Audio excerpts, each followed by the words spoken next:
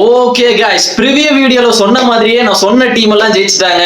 அது மட்டும் இல்ல, தோனி ஃபேன்ஸ் வந்து இந்நேரம் தேடிக்கிட்டு இருப்பானுங்க, என்ன காரணம் சொல்லலாம் சென்னை தோத்ததுக்கு அப்படின்னு தேடிட்டு இருப்பானுங்க. அது மட்டும் இல்ல, இந்த தமிழ் கமெண்ட்ரிலலாம் எம்எஸ் தோனிக்கு ஒரு பெரிய பில்டப் கொடுத்துட்டு இருந்தாங்க. என்னன்னா, நான் இது இன்ஸ்டால தான் பார்த்தேன், டிவில நான் தமிழ் கமெண்ட்ரி பார்க்க மாட்டேன். இன்ஸ்டால வந்துட்டு என்ன சொன்னாங்கன்னா, இந்த தோனி வந்துட்டு இந்த ஸ்பின்னர்ஸ் வச்சு ஒரு விளையாடுவான் பாருங்க அப்படின்னாங்க.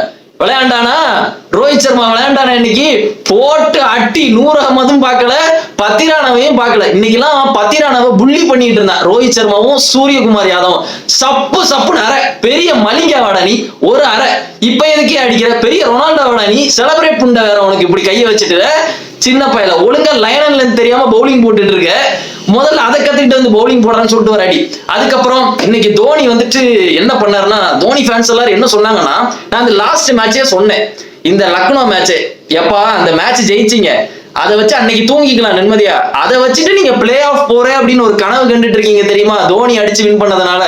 அது நடக்காதுன்னு கேட்கவே இல்லையா அந்த சிஎஸ்கே ஃபேன்ஸ். இல்ல ப்ரோ, சிஎஸ்கே வந்துருவாங்க, உங்களுக்கு தோனியை பத்தி தெரியவே தெரியாது, அவர் சாதாரண மனுஷன் இல்ல, அவரால் 2 கையில பவுலிங் போட முடியும், 2 கால்ல பேட்டிங் பிடிக்க முடியும். நானுங்க இன்னைக்கு வந்தாரா, இன்னைக்கு என்ன பண்ணாரு வித்தியாசமா டோனி அப்படின்னா நீங்க பாத்துருக்க மாட்டீங்க, ஆனா நான் பார்த்தேன். என்ன பண்ணாருன்னா, ஹெலிகாப்டர்ல வந்தார் மனுஷன் இன்னைக்கு வாங்கரை ஸ்டேடியம்ல. ஏன்னா ஃபேன்ஸுக்காக, ஏன்னா கிரிஞ்சு ஃபேன்ஸ் இருக்கானுங்க தெரியுமா, அவங்களுக்காக ஹெலிகாப்டர்ல வந்தார் எம்எஸ் தோனி.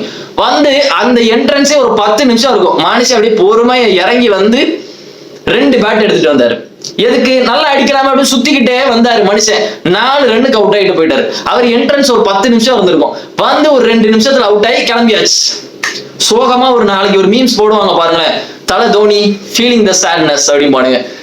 நீங்க வேணா பாருங்க, it's going to happen guys, you want watch it. நாளைக்கு பாருங்க இது வேணா நடக்குதா இல்லையான்னு பாருங்க. தப்பு தோனி மேலேயே இல்ல, தோனி வருத்தப்படுற மதியம் தோத்ததை ஒத்துக்கிடவே மாட்டானுங்க இவனுங்க.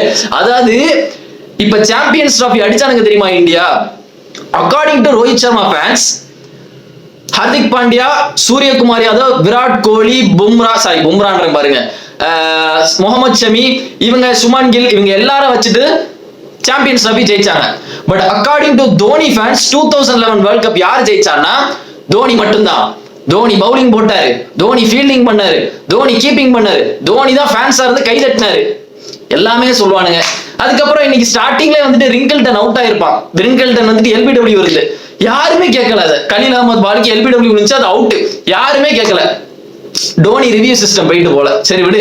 அது மட்டும் இல்ல, இன்னொரு சம்பவம் நடந்துச்சு. விராட் கோலி, நான் சொன்னா இல்லையா கைஸ், விராட் கோலி வந்துட்டு கண்டிப்பா ரிவெஞ்ச் கொடுப்பான், அவன் மறக்க மாட்டான், கண்டிப்பா பஞ்சாப்ல வச்சு அடிப்பான்னு சொன்னேன். எவனுமே கேட்கல. டே சும்மா விளையாடாதீங்கடா, ஸ்ரேயஸ் காக்கி ஆனானா ஸ்ரேயர், இன்னைக்கு காக்கி ஆனானா கூதி எதுப்பா விளையாண்டுட்டு இருந்தானே ஸ்ரேயர், நாங்க பாத்துக்கிடுவோம் கைஸ், நாங்க இன்னைக்கு எல்லாமே பண்ணிக்கிடுவோம் அப்படின்னாங்க. வந்து சருன்னு அவுட் ஆயிட்டு போயிட்டே இருக்கானு உட்காந்துட்டு. இன்னைக்கு அவனுக்கு நினைச்சா எவ்வளவு ரன் அடிச்சிருக்கலாம் அந்த ஆரியாவும் பிளம் சிம்ரனும் அடிச்சதுக்கு, ஆனா அதை பண்ணவே இல்லை. தேவையில்லாத சுரேஷ் ஐயரோட வேலைதான் இன்னைக்கு.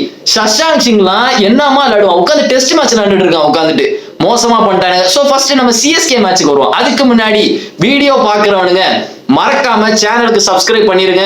எப்படியாவது இந்த ஐபிஎல் முடியறதுக்குள்ள நம்ம 1000 சப்ஸ்கிரைபர் அடிக்கணும் கைஸ், மறந்துடாதீங்க. உங்க கிரிக்கெட் ஃபேன்ஸ், உங்க ஃப்ரெண்ட்ஸ் எல்லாருக்குமே வந்துட்டு ஷேர் பண்ணி விடுங்க, சேனலை ஃபேமஸ் ஆகும் கைஸ். நம்ம கிரிக்கெட் சேனல் வந்து பெருசாகும். அடுத்த வருஷம் நான் வந்துட்டு ஃபில் மேட்ச் லைவ் போடலாம்லாம் யோசிச்சுட்டு இருக்கேன். இப்போ வந்து லைவ் போட முடியாது, ஏன்னா என்கிட்ட எக்யூப்மெண்ட்ஸ்லாம் இல்லை. இதுக்கு முன்னாடி ஒரே ஒரு வாட்டி 2 வாட்டி தான் லைவ் போட்டிருக்கேன்னு நினைக்கிறேன், நல்லா இருந்துச்சு, அதுவே கஷ்டப்பட்டு தான் போட்டேன். சோ நம்ம சிஎஸ்கே மேட்சுக்கு வருவோம்.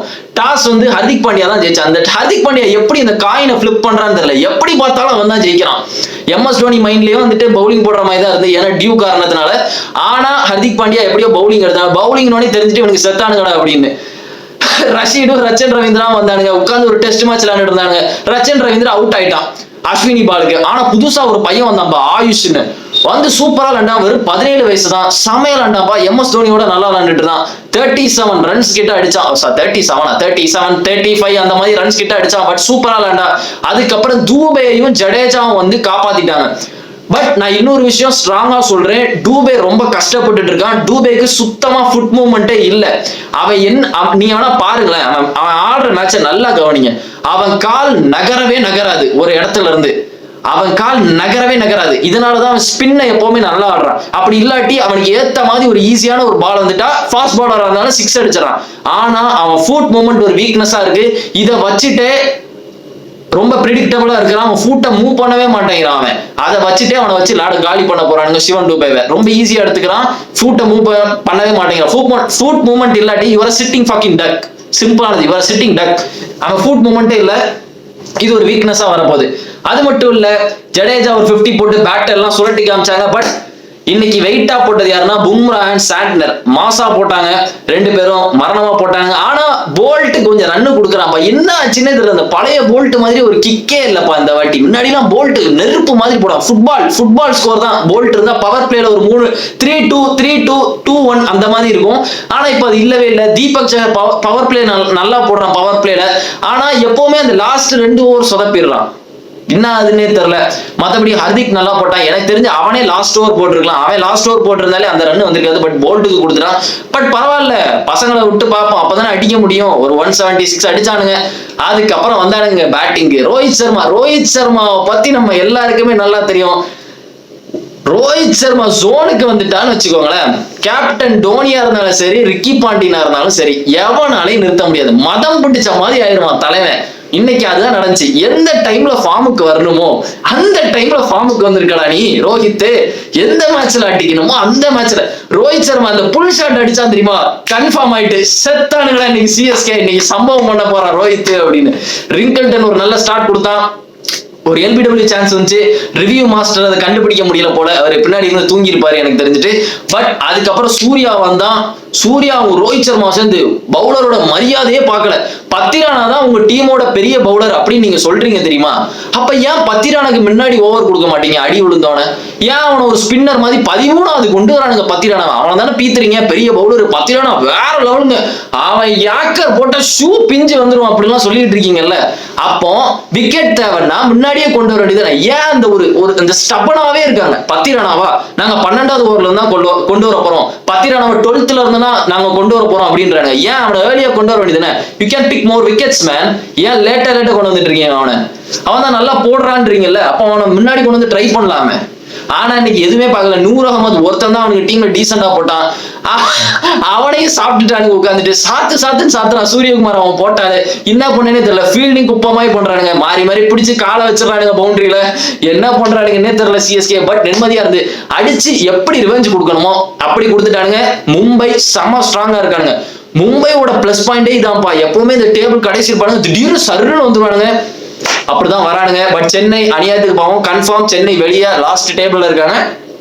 பாப்போம். சென்னைக்கு ஈஸியான ஒரு விக்டரி கிடைக்கணும்னா அந்த சன்ரைசர்ஸ் மேட்ச் வருது சென்னையில வச்சு. அவனுக்கு தான் ஃபார்ம் அவுட் ஆகிவே கிடக்குறாங்க. பட் அவனுங்களே அடிக்க விட்டுறாதீங்கடா. அவனுக்கு திடீர்னு பேய் பிடிச்ச மாதிரி அடிச்சு முடிச்சிருவானுங்க மேட்ச். பட் சென்னைக்கு ஒரு ஈஸியான வின்னா எனக்கு தெரிஞ்சு இப்போதைக்கு டுபாகூர் பசங்க சன்ரைசர்ஸ் தான். பிடிச்சி அடிங்க அவனுங்களை வச்சு, சேப்பாக்கில் வச்சு ஈஸியா அடிக்கலாம் எனக்கு தெரிஞ்சு சன்ரைசர்ஸ்லாம். அவனை வின் பண்ணுங்க. பட் மும்பை ஸ்ட்ராங்கா இருக்கானுங்க. பிளே ஆஃப் போறதுக்கு ட்ரை பண்ணிட்டு இருக்காங்க. பிளே ஆஃப் போறதுக்கு நிறைய சான்ஸ் இருக்கு. இந்த பேட்டிங் லைனப்ப வச்சுட்டு 300 சேஸ் பண்ணலாம் எனக்கு தெரிஞ்சு. என்ன பேட்டிங் லைனப்பா இதெல்லாம்? இவனுங்களை தூக்குறது அவ்வளவு கஷ்டம். பவுலிங் மட்டும் கொஞ்சம் சொதப்புது லைட்டா. இந்த அஸ்வினி எல்லாம் ரொம்ப வீக்கான இல்லைங்க. கரண் சர்மாவுக்கு வந்துட்டு இன்ஜுரி இருக்கனால அவனை கொண்டு வர முடியல. அதனால அஸ்வினியை வச்சு போட்டுட்டு இருந்தானுங்க. ஆனா அவன்லாம் ரொம்ப வீக்கான லிங்கா இருக்கான். போல்ட்டும் பழையபடி போட மாட்டேங்கிறான். ஏதாவது ஒரு வீக்னஸ் இருக்கு அவனுக்கு. போல்ட்டும் தீபக் சஹர் ரெண்டு பேருமே இந்த ஃபர்ஸ்ட் 2 overs நல்லா போடுறானுங்க. அதுக்கப்புறம் அவங்களுக்கு வந்துட்டு ஒரு மாதிரி சொருகிருது. அதுக்கப்புறம் தூக்கம் வந்துருது. தீபக் சஹர் ஒரு மாதிரி லூஸ் ஆயிடுறான், ஃபோக்கஸ்ட் இல்லாம ஆயிடுறான், ஒரு மாதிரி லேசி ஆயிடுறான். சோ அதை மட்டும் கரெக்ட் பண்ணா மும்பை ஸ்ட்ராங்கா இருப்பாங்க. சோ இன்னைக்கு இந்த மேட்ச் வெயிட்டா இருக்கு. அதுக்கப்புறம் மத்தியானம் நடந்த மேட்சுக்கு வரேன். மத்தியானம் நடந்த மேட்ச் விராட் வர்சஸ் ஸ்ரேயஸ் ஐயர். சொன்னா இந்த மேட்ச் இப்படிதான் இருக்கணும். இதுவரை நான் வந்துட்டு ப்ரிடிக்ஷன் தப்பாவே கொடுக்கல கைஸ். சிஎஸ்கே மேட்சும் சரி, சிஎஸ்கே மேட்ச் தான் எனக்கு தெரிஞ்சு இந்த சீசன்ல எல்லாமே நான் கரெக்டா கொடுத்துட்டு இருக்கேன். எப்ப தோப்பானுங்கன்னு சொல்லணும் தோக்குறானுங்க, எப்ப ஜெயிப்பானுங்கன்னு சொல்லணும் ஜெயிக்கிறானுங்க. பட் இந்த ஆர்சிபி இது 100% ஷுவர் ஆயிட்டு ஜெயிப்பானுங்க அப்படின்னு ஜெயிச்சானுங்களா இல்லையா? இன்னைக்கு குருணால் பாண்டியா வெயிட் காமிச்சிட்டான்ப்பா. ஆர்யா அடிக்கிறான்னு தெரியுதா? ஆர்யாவும் பிளம் சிம்ரனும் நிறைய பேர் பிளம் அவனை பிளம்னு சொல்றேன். அது அப்படிதான். பிளம் சிம்ரன் போதுமா? பிளம் சிம்ரனும் ஆர்யாவும் சூப்பரா விளையாடிட்டு இருந்தானுங்க. பட் குருணால் பாண்டியா வெயிட்டா விக்கெட் தான். குருணால் பாண்டியாவும் சுயேஷ் சர்மாவும் தான் இன்னைக்கு ஹைலைட். வேற லெவல்ல பவுலிங் போட்டானுங்க. இன்னைக்கு எவனுமே அடிக்கல அவனுங்க சைடு. ஷெப்பர்டு வந்தான் லிவிங்ஸ்டனுக்கு பதிலாக. நல்ல சாய்ஸ் ஷெப்பர்டை கொண்டு வந்தது. அவன் தான் ஸ்ரேயஸ் ஐயரை தூக்கினான். மற்றபடி ஃபீல்டிங் தான் இன்னைக்கு கொஞ்சம் நல்லாவே பண்ணானுங்க. ஆர்சிபில நல்லா விழுந்து பிடிச்சிட்டு இருந்தாங்க. அவனுங்க சைடு ஷஷாக்லாம் ஒரே ஒரு 4 அடிச்சான். 31 ரன் அடிச்சிருக்கான். ஒரே ஒரு 4 தான் அடிச்சான். மற்றபடி யான்சர் கடைசி வரை நின்றுட்டு இருந்தான். இங்கிலீஷ் அடிச்சான். பத்தல, இதெல்லாம் ரொம்ப கம்மி. 156 ரன் அடிச்சிருக்கானுங்க ஆர்சிபியோட. அவனுங்களுக்கு எவ்வளவு பெரிய பேட்டிங் லைனப் இருக்கு. பவுலிங் வந்தானுங்க வழக்கம் போல ஹர்ஷதீப் மட்டும் சால்ட்ட தூக்கிட்டான் பேருக்கு. அதுக்கப்புறம் நின்னுட்டானுங்க விராட் கோலியும் தேவதத் படிக்கலும். போன மேட்ச் என்ன வெளியாட தூக்கி வச்சீங்க அப்படின்ற மாதிரி தேவதத் படிக்கல் ஸ்ட்ராங்கான ஒரு ரிசல்ட் கொடுத்தான் இன்னைக்கு. 61 ரன் சரா மாதிரி அடிச்சான். விராட் கோலி ஒரு சைடு ஸ்லோவா அவன் பாட்டுக்கு விளையாண்டுட்டே இருந்தான். படிக்கல் அவுட் ஆனோட விராட் கோலி அடிக்க ஆரம்பிச்சிட்டான் கொஞ்சம். அதுக்கப்புறம் மேட்ச் ஈஸியா முடிஞ்சு. ஜித்தேஷ் சர்மா எப்படி அவனுக்கு 6 அடிச்சு சின்ன சுவாமியில ஸ்டாயினஸ் முடிச்சானோ, ஸ்டாயினஸ் அவுட் ஆக்கணும் சயா சர்மா, ஸ்டாயினஸ் வெளியே போனானா எப்படி அவன் முடிச்சானோ அதே மாதிரி இங்க ஜித்தேஷ் சர்மா அடிச்சு முடிச்சுட்டான். முடிச்ச உடனே விராட் கோலி ஸ்ரேயஸ் ஐயரை பார்த்து கத்த ஆரம்பிச்சான். அதுக்கப்புறம் ஸ்ரேயஸ் ஐயர் வந்தான், கொஞ்சம் சில் பண்ண மாதிரி ஆயிட்டு அதுவும் வதேரா பாலுக்கு அடிச்சான். அது கொஞ்சம் ஸ்வீட்டா இருந்துச்சு பாக்குறதுக்கு. சோ பெர்ஃபெக்டான ரிவெஞ்ச் கொடுத்துட்டான். அவனுங்க இடத்துல போய் அடிச்சிட்டானுங்க. அதுக்கப்புறம் இனிமேல் நியூ சண்டிகர்ல மேட்ச் நடக்காது பஞ்சாபுக்கு. இனிமேல் ஃபுல்லா தர்மசாலா தான் நடக்கும். ஆனா இது செம ஸ்டேடியம் கைஸ். இந்த நியூ சண்டிகர் பஞ்சாப் ஸ்டேடியம் சூப்பரா இருந்துச்சு பாக்குறதுக்கு. பஞ்சாப் இனிமேல் இங்க விளையாட போறதால தர்மசாலா தான் இனிமேல் விளையாடுவாங்க. தர்மசாலா வெயிட்டா இருக்கும். என்ன எனக்கு தெரிஞ்சு இந்தியாலே வெயிட்டான ஸ்டேடியம்னா தர்மசாலா. பார்க்கவே அழகா இருக்கும். சோ இதுதான் இன்னைக்கு நடந்துச்சு. வெயிட்டான மேட்ச், சூப்பரான ரிசல்ட். எத்தனை பேர் காலையில ரெஸ்லிங் மணியை பாத்தீங்கன்னு தெரியல. நான் பார்த்தேன் இன்னைக்கு. ஏன்னா UFC ஈவெண்ட் எதுவும் இல்ல, பார்த்தேன் நல்லா இருந்துச்சு. லாஸ்ட் மேட்ச் மட்டும் பார்த்தேன் நல்லா இருந்துச்சு. நாளைக்கும் இருக்கு ரெஸ்லிங் மணியா காலையில. பாக்குறது தான் பாருங்க. நானும் போர் அடிக்கி பார்ப்பேன் உட்காந்து. சோ பாப்போங்க. அது மட்டும் இல்ல, மறக்காம சேனலுக்கு சப்ஸ்கிரைப் பண்ணிருங்க, வீடியோக்கு லைக் போடுங்க. உங்க கிரிக்கெட் ஃபேன்ஸ் ஃப்ரெண்ட்ஸ் யாராவது இருந்தனா ஷேர் பண்ணுங்க guys. அப்பதான் நம்ம சேனல் பெருசாகும். மறக்காம லைக் போடுங்க. Okay guys, see you in the video and remember it, always be on top. Cheers.